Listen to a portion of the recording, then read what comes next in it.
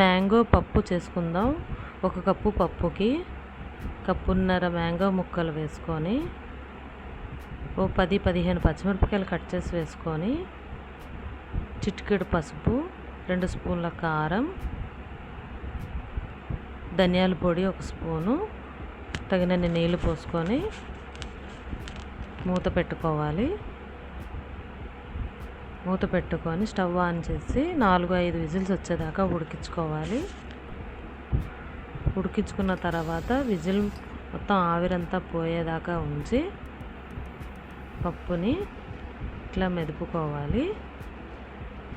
మెదుపుకున్న తర్వాత ఒక గిన్నె పెట్టి నూనె పోసుకొని, ఆ నూనెలో పోపు దినుసులన్నీ వేసుకొని,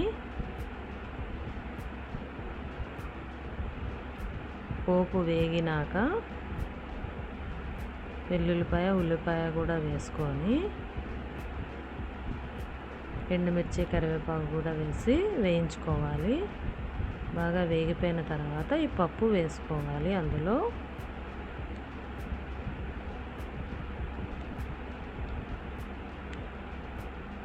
రుచికి సరిపడగా సాల్ట్ కూడా వేసుకొని, ఎంతో రుచిగా సింపుల్గా రెడీ అయిపోతుందండి పప్పు.